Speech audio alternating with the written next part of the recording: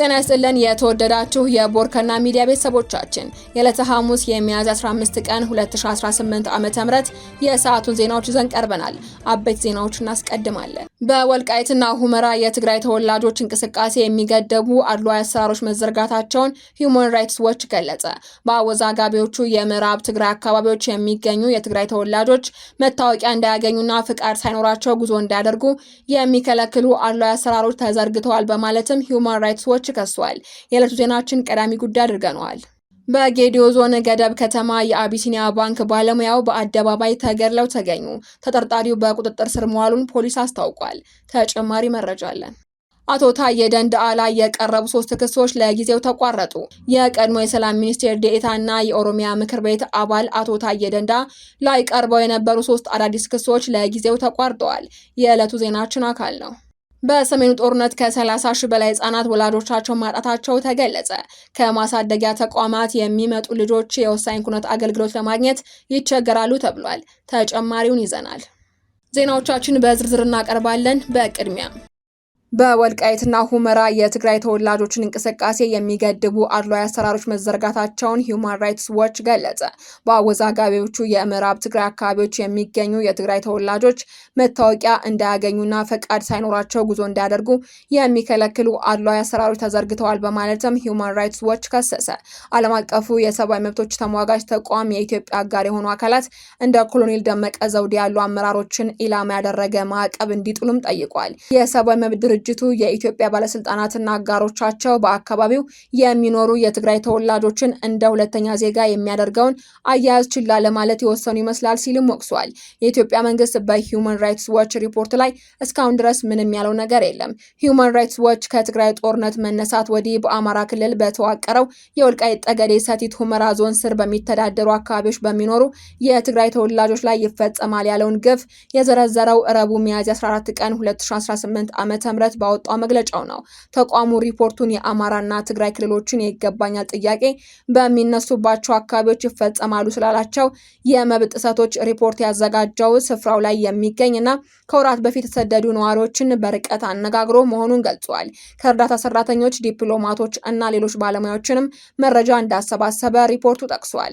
በትግራይ ጦርነት ወቅት በመቶ ሺዎች የሚቆጠሩ ነዋሪዎች ከነዚህ አካባቢዎች በግዳጅ መፈናቀላቸውን ያስታወሰው መግለጫው የትግራይ ተወላጆች አሁንም ድረስ በባለስልጣናትና የጸጥታ ኃይሎች ጥሰት እየተፈጸመባቸው ነው ሲሉ ከሷል። ባለስልጣናቱ የትግራይ ተወላጆችን በዘፈቀደ እያሰሩና እንቅስቃሴዎቻቸውን፣ የስራ ዕድላቸውን እንዲሁም አገልግሎቶችን የማግኘት መብታቸውን በከፍተኛ ሁኔታ የሚገድብ አድሏዊ ስርዓት እየዘረጉ ነው ብሏል። የሂዩማን ራይትስ ዎች የአፍሪካ ምክትል ዳይሬክተር ላቲሺያ ባደር በምዕራብ ትግራይ የሚገኙ የትግራይ ተወላጆች በሁለቱ የህይወት ዘርፎቻቸው ላይ ከፍተኛና ከሰብአዊነት የሚያጎድል እገዳዎች የጣሉባቸው ነው ሲልም ተናግረዋል። እንደ የሰብአዊ መብት ተሟጋች ተቋሙ ገለጻ በአካባቢዎች የሚኖሩ የትግራይ ተወላጆች ከከተማቸው ለቀው ለመሄድ ከዞን አስተዳደሩ ጊዜያዊ ፍቃድ ማግኘት አለባቸው።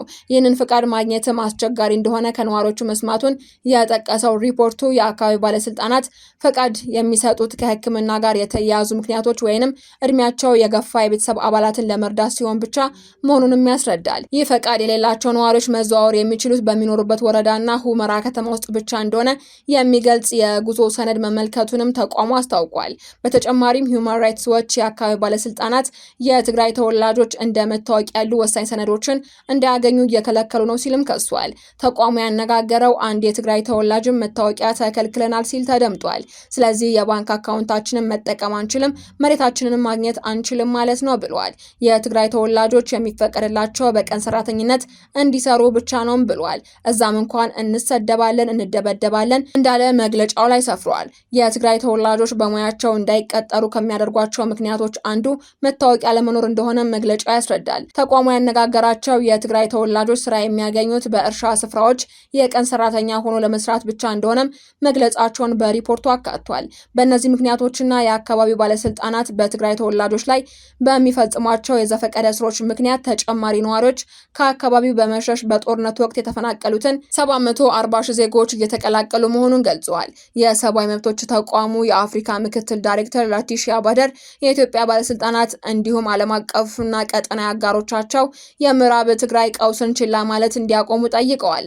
በጦርነቱ ወቅት የታየውን የጅምላ መፈናቀል ያቀነባበሩ ሰዎች በመጠለያ ጣቢያዎች ያሉ ሰዎችን የሚመለሱበትን ሁኔታ ሊወስኑ አይገባም ብለዋል። ይልቁንም ስልጣናቸው መነሳትና በመጨረሻም ተጠያቂ መሆን አለባቸው ማለታቸውም በሪፖርቱ ላይ ሰፍሯል። ተቋሙ አክሎም የኢትዮጵያ አጋሮች በዞኑ በቀጠለው በደል ምክንያት በአሁኑ ወቅት ወደ ምዕራብ ትግራይ በሰላም ለመመለስ የሚያስችል እንደሌለ ግልጽ ማድረግ አለባቸው ሲልም አሳስቧል። የወልቃይት ጠገዴ ሰቲት ሁመራ ዞን ምክትል አስተዳዳሪ ኮሎኔል ደመቀ ዘውዴን ጨምሮ በሰሜን ኢትዮጵያ ግጭት ወቅትና የተኩስ አቁም ስምምነቱ ከተፈጸመ በኋላ ለተፈጸሙ ከባድ በደሎች ተጠያቂ የሆኑ ባለስልጣናትን ኢላማ ያደረገ ማዕቀብ መጣል አለባቸው ብለዋል። በሰሜኑ ጦርነት ከ30 ሺህ በላይ ህጻናት ወላጆቻቸው ማጣታቸው ተገለጸ። ከማሳደጊያ ተቋማት የሚመጡ ልጆች የወሳኝ ኩነት አገልግሎት ለማግኘት ይቸገራሉ ተብሏል። የሴቶችና ማህበራዊ ጉዳይ ሚኒስቴር በሰው ሰራሽና ተፈጥሯዊ ምክንያቶች ወላጆቻቸውን ያጡ በአስቸጋሪ ሁኔታ ውስጥ የሚገኙ ህጻናት በተለያዩ የእንክብካቤ አማራጭ ፕሮግራሞችን የሚደገፍበትን አሰራር ዘርግቷል። በዚህም በብሔራዊ አማራጭ የእንክብካቤ ተቋም ያደጉ ማህበራት ናሽናል ኬር ከተባለ ሀገር በቀል ድርጅት ጋር በመተባበር በአማራጭ የእንክብካቤ ፕሮግራሞችና በተለይ ደግሞ ከማሳደጊያ ተቋማት አድገው በሚወጡ ወጣቶች መብት ጥቅምና ደህንነት ዙሪያ የተለያዩ ስራዎችን እየተሰራ ይገኛል ብለዋል። በጌዲዮ ዞን ገደብ ከተማ የአቢሲኒያ ባንክ ባለሙያው በአደባባይ ተገድለው ተገኙ። ተጠርጣሪው በቁጥጥር ስር መዋሉንም ፖሊስ አስታውቋል።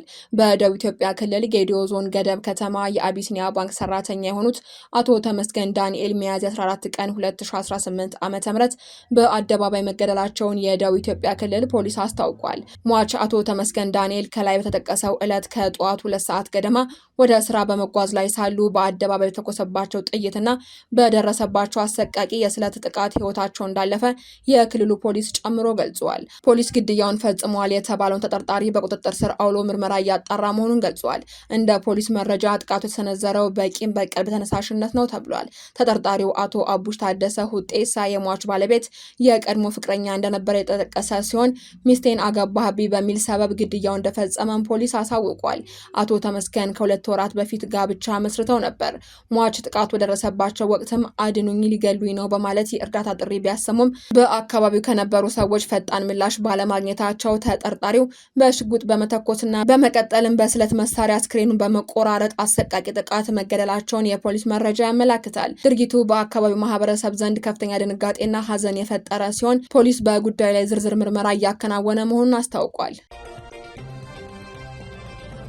አቶ ታዬ ደንደዓ ላይ የቀረቡ 3 ክሶች ለጊዜው ተቋረጡ። የቀድሞ የሰላም ሚኒስትር ዴኤታና የኦሮሚያ ምክር ቤት አባል አቶ ታዬ ደንደዓ ላይ ቀርበው የነበሩ 3 አዳዲስ ክሶች ለጊዜው ተቋርጠዋል። ህገወጥ ጦር መሳሪያን ይዞ በመገኘት እስር የተበየነባቸው አቶ ታዬ መንግስታዊ ስርዓትን በኃይል ለመናድ መከላከያ ሰራዊት ላይ ሐሰተኛ ወሬ መንዛት፣ መንግስትን ማጣጣልና መስደብን የሚሉ ተደራራቢ ክሶች ቀርበውባቸው እንደነበር ይታወሳል። አቃቢ ህጉ በታዬ ላይ ያቀረባቸውን ክሶች ማቋረጡ የታወቀው ትላንት ረቡዕ ሚያዝያ 14 ቀን 2018 ዓ.ም በነበረው ቀጠሮ መሰረት ጠቅላይ ፍርድ ቤት አንደኛ ወንጀል ይግባኝ ሰሚ ችሎት በተገኙበት ሰዓት እንደሆነ የአቶ ታዬ ደንደዓ ጠበቃ አቶ አበራ ንጉሱ ለቢቢሲ ተናግረዋል። አዳዲሶቹ ክሶች ላይ ለጠቅላይ ፍርድ ቤት ይግባኝ አቅርበው እንደነበር ያስታወሱት የአቶ ታዬ ጠበቃ ከፍተኛ ፍርድ ቤቱ ያቀረበውን የዋስትና መብት ጥያቄ ውድቅ በማድረግ ይግባኝ መጠየቃቸውን ገልጸዋል። ዋስትናው ይገባናል፣ ዋስትና የሚከለክል ጉዳይ አይደለም ሲሉ ይግባኝ ማለታቸውን የገለጹት ጠበቃው ሁለተኛ ደግሞ አቶ ታዬ ደንደዓ የጨፌ ኦሮሚያ አባል በመሆናቸው ያለመከሰስ መብታቸው ሳይነሳ የቀረበ ክስ ስለሆነ ውድቅ ይደረግ ብለው ከፍተኛ ፍርድ ቤቱ ቢያቀርቡም እንዳልተቀበላቸው አስታውሰዋል። ይህንን ተቃውመን ይግባኝ ብለን በክርክር ሂደት ላይ ነበርን ያሉት ጠበቃ አበራ ትላንት ረቡዕ ጠቅላይ ፍርድ ቤት የተገኙት ዳኞች የተካሄደውን ክርክር ሰምተው የሰጡትን ውሳኔ ለማድመጥ እንደነበርም ይናገራሉ። በአጋጣሚ ግን ጠቅላይ አቃቢ ህጉ እየተከራከረበት ላለው የይግባኝ መዝገብ ምክንያት የሆነው የስር ፍርድ ቤት ክስ እንዲነሳ ስለወሰኑ ክሱ ይቋረጥልን ብለው አቅርበዋል ብለዋል። ችሎቱም የአቃቢ ህጉን ጥያቄ መነሻ በማድረግ የይግባኝ ክርክር ውሳኔ መስማት ሳያስፈልገው ክሱ መቋረጡን አሳውቆ መዝገቡ ተዘግቷል ሲሉም ገልጸዋል። አቃቤ ሕግ ክሱ እንዲቋረጥለት ሲጠየቅ ያቀረበው ምክንያት ምን እንደሆነ የተጠየቁት ጠበቃ አበራ የተሰጠው ምክንያት እንደሌለ በመግለጽ ለጊዜው ተቋርጧል መባሉን ለፍርድ ቤት መናገራቸውን አስረድተዋል። ጠበቃው አቃቤ ሕግ ያቋረጠው ለከፍተኛ ፍርድ ቤት ክርክር መነሻ የሆነውን በስር ፍርድ ቤት የተመሰረተ ክስ በመሆኑ ከዚያ ቀጥሎ ያሉት የይግባኝ ይሁን የሌሎች ተያያዥ የክርክር ሂደቶች ይቆማሉ ሲሉም የፍርድ ቤት ውሳኔውን አብራርተዋል።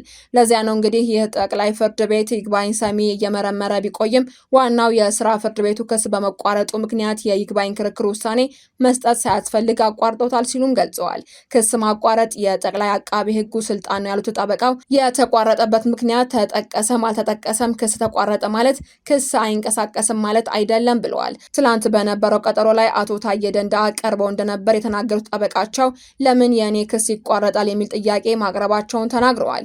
ይግባኝ ባይ እያለ ይግባኝ ባይ ካላቋረጠው አይቋረጥም ተብሎ ስለሚታሰብና ይህንን ስለሚያውቁት ነው እንደዚያ በማለት የጠየቁት ያሉት ጠበቃው ሆኖም ግን የዚህ ይግባኝ አቤቱታ እንዲቋረጥ የተደረገው በስር ፍርድ ቤት ክስ ከሳሽ አቃቤ ሕግ ስላቋረጠው መሆኑንም ሲገባቸው ቅሬታቸውን አንስተዋል ብለዋል።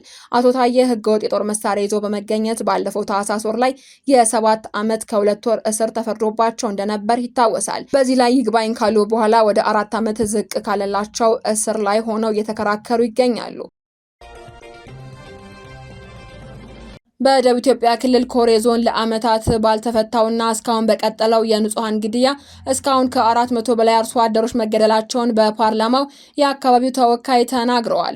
ሰሞኑን በኦሮሚያ ክልል ጉጂና ጋላና ወረዳ የተነሱ የታጠቁ አካላት ወደ ዞኑ ጎርካ ወረዳ ጄሎ ቀበሌ ዘልቀው በመግባት በፈጸሙት ጥቃት 2 ንጹሃንን በአሰቃቂ ሁኔታ ሲገሉ ሌላ አንድ ሰው ክፉኛ መቁሰሉን አንድ የዞኑ አመራር ገልጸው ነበር። በህዝብ እንደራሴዎች ምክር ቤት የኮሬ ዞን ህዝብ ተወካይ ዶክተር አወቅ አምዛይ በዞኑ ያለውን ግድያና አጠቃላይ ችግር በተመለከተ በሰጡት ማብራሪያ ሰሞኑንም ግድያ ተፈጽሟል ያሉት የፓርላማ አባሉ እስከ አምና ድረስ ከ350 በላይ ሰዎች ተገድለዋል ብለዋል።